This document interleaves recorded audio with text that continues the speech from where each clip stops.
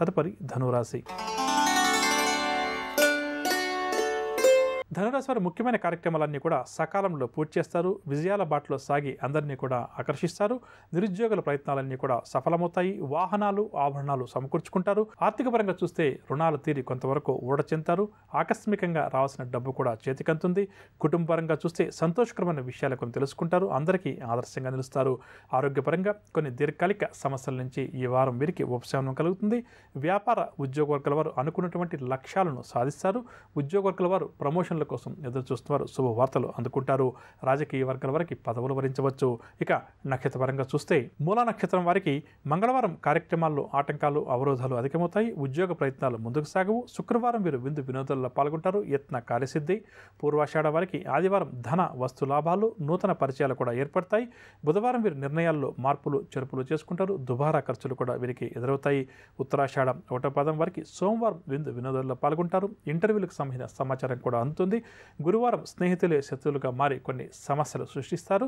జాగ్రత్త వహించాలి. చోర భయం కూడా వీరికి గురువారం అధికంగా ఉంటుంది. ఇక ధనురాశి వారు ఎవరైతే ఈ వారం దక్షిణ దిశపై ప్రయాణం చేస్తారో వారు అనుకూల ఫలితాలు సాధిస్తారు. పరిహారాల విషయానికి వస్తే ధనురాశి వారు ప్రతి ఒక్కరు కూడా శివారాధన చేయడం ఈ వారం అంతా కూడా చాలా మంచిది. తదుపరి మకర రాశి. మకర రాశి వారు కొన్ని పనులు అప్రయత్నంగా పూర్తి చేస్తారు. ఆత్మీయుల ఆదరణ కూడా పొందుతారు. చేజారిన అవకాశాలు నిరుద్యోగులకు తిరిగి దక్కడం చేత వీరి ఆనందానికి హద్దు ఉండదు. ప్రముఖుల నుంచి ఒక ముఖ్యమైన సందేశాన్ని కూడా అందుకుంటారు. కోర్టు విషయాల్లో అనుకూలమైన తీర్పులు వచ్చే అవకాశం ఉంది. కావున అటువైపు కోర్టు సమస్యలతోటి ఇబ్బంది పడుతున్న ఈ రాశి వారు ప్రయత్నాలు చేయడం చాలా మంచిది. ఆర్థిక పరంగా చూస్తే మొండి బాకీలు సైతం వసూలవుతాయి. దీర్ఘకాలిక రుణ బాధలు కూడా తొలగుతాయి. కుటుంబ పరంగా చూస్తే వీరి కృషికి కుటుంబ సభ్యులు అన్నిటా కూడా సహకరిస్తారు.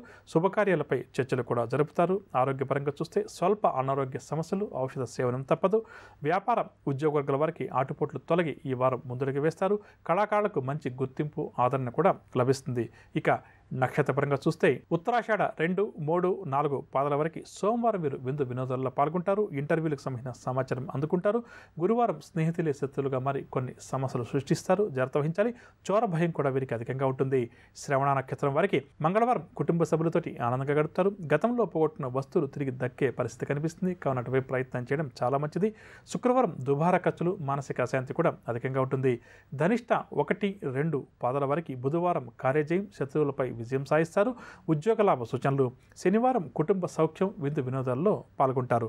ఇక మకర రాశి వారు ఎవరైతే పశ్చిమ దిశ వైపు ప్రయాణం చేస్తారో వారు అనుకూల ఫలితాలు సాధిస్తారు. పరిహారాల విషయానికి వస్తే మకర రాశి ప్రతి ఒక్కరు కూడా గణపతిని పూజించడం ఈ వారం అంతా కూడా వీరికి చాలా